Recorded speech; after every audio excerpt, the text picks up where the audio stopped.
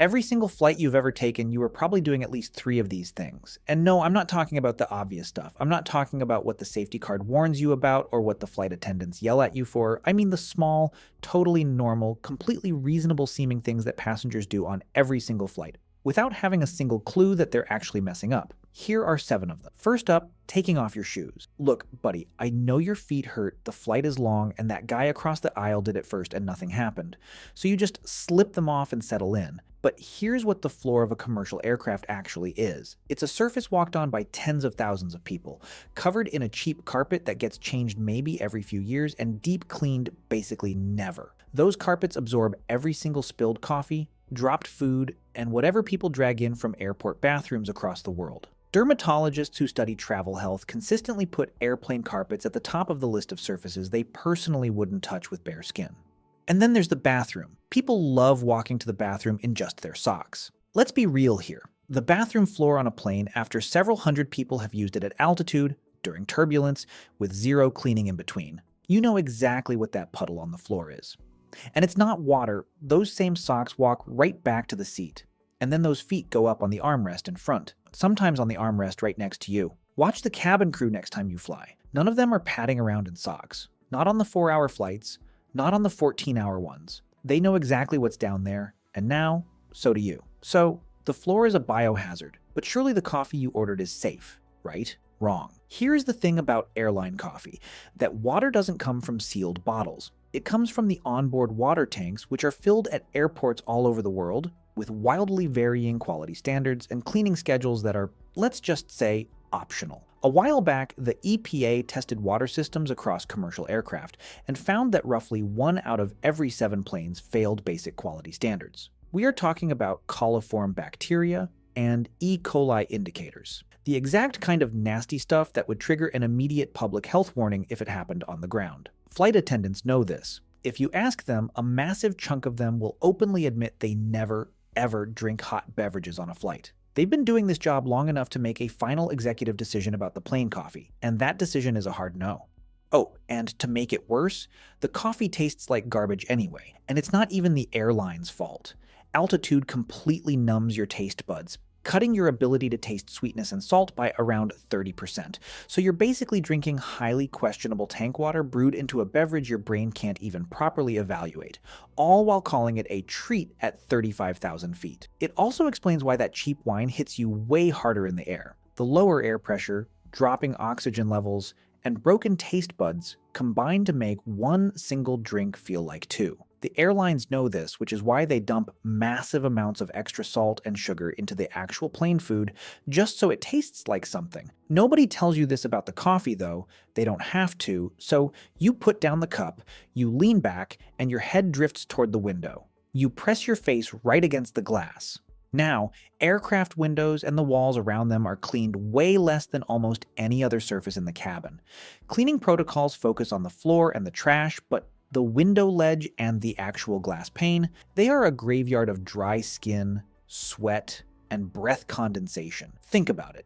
You are pressing your cheek and your mouth against a surface that hundreds of complete strangers have smashed their faces against before you across dozens of flights, spanning multiple continents. People don't just lie there to sleep. They cough directly onto the glass. They sneeze on it, and kids rub their sticky, unwashed hands all over it while looking at the clouds. The cleaning crew does not wipe down every single window frame between short flights. They just don't have the time. So when you settle in for a nap and rest your face against that cool glass, you are basically spooning with the biological leftovers of the last 50 people who sat in your seat. Some of them were sick. Some of them slept with their mouths wide open, drooling directly onto that exact spot. The window doesn't remember any of them. But the surface definitely does. And if you think the window is bad, the surface you're about to put your food on is actually worse. You use the tray table, right? Without wiping it down first, I guess. You just flipped it down, tossed your sandwich directly onto it, or maybe your phone, and then rested your hands on it for the next 3 hours. One major microbiology study swabbed surfaces across multiple commercial flights and found that tray tables had about 8 times more bacteria per square inch than a literal toilet flush button. When researchers swabbed tray tables on flights coming back from popular vacation spots, they regularly found fecal indicator bacteria. Yes, that is the scientific polite term for stuff originating from human waste. How does it get there? Well, partly because those tables fold directly into the seat back, meaning they contact whatever nasty junk the previous passenger left behind. But also because parents regularly use those tray tables as a makeshift changing station for their baby's diapers. And when the plane lands, the turnaround time for a busy airport can be under 20 minutes. The cleaning crew has just enough time to scoop up the big trash bags, meaning your tray table gets at best a half-assed wipe with a single damp cloth. A small packet of antibacterial wipes weighs almost nothing. It takes exactly 4 seconds to clean the surface. But most people don't bring them. Most people just eat their food right off the bacteria colony. And then, with those exact same hands, they reach straight into the seat pocket. That little fabric mesh pocket right in front of your knees. You put your phone in there, your passport, your AirPods, or maybe you just rooted around looking for the safety card. Listen to me, seat pockets are almost never disinfected. The flight crew will pull out empty water bottles or plastic cups between flights, but nobody is deep cleaning the inside of a fabric mesh that traps every single loose particle and absorbs every liquid. People treat those pockets like a personal trash can. Flight attendants routinely find used tissues, greasy food wrappers, and half-chewed gum stuck to the bottom. During one airline hygiene audit, the cleaning crew discovered a dirty, soiled diaper that a passenger had neatly tucked deep into the pocket and just left there. Your phone went in there, then you touched your phone, and then you touched your face. That is literally how transmission works. The seat pocket is a fabric bacteria container sitting exactly 3 inches from where you are breathing for the duration of the flight. And I bet you also did something that sounds like the complete opposite of a problem. You turned off the air vent above your seat. That little plastic nozzle is blowing cold air down at you. You closed it because the air was a bit chilly, or it was drying out your eyes, or maybe you just wanted to sleep without a mini hurricane blasting your forehead. Here is why that is a massive mistake. The air circulation systems on commercial aircraft are actually incredibly high-tech. They use massive HEPA filters that constantly scrub the air, removing up to 99% of airborne particles, including bacteria and viruses. The fresh, filtered air coming out of that vent above your head is intentionally pressurized to push down and around your immediate space. It basically creates a giant, invisible shield between you and whatever nasty cough germs are floating around the general cabin. When you click that vent shut, you lose your shield.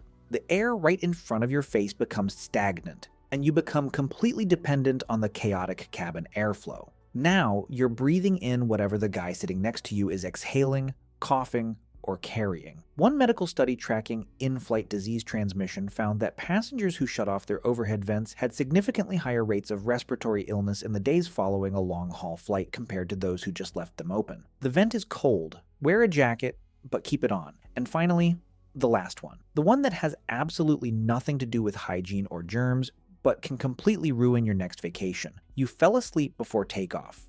We've all done it. You board the plane, you're exhausted from navigating the airport, you buckle up, and you pass out before the plane even leaves the tarmac. The problem is that during takeoff and landing, the air pressure inside the cabin drops or rises incredibly fast. To protect your ears, that pressure needs to equalize through the tiny eustachian tubes that connect your middle ear to the back of your throat. When you're awake, your body does this completely automatically every time you swallow, yawn, or blink. But when you're fast asleep, your swallowing reflex slows down to almost nothing. The pressure builds up rapidly, trapped behind your eardrums. In mild cases, you wake up with that blocked, painful, muffled hearing that takes hours to clear.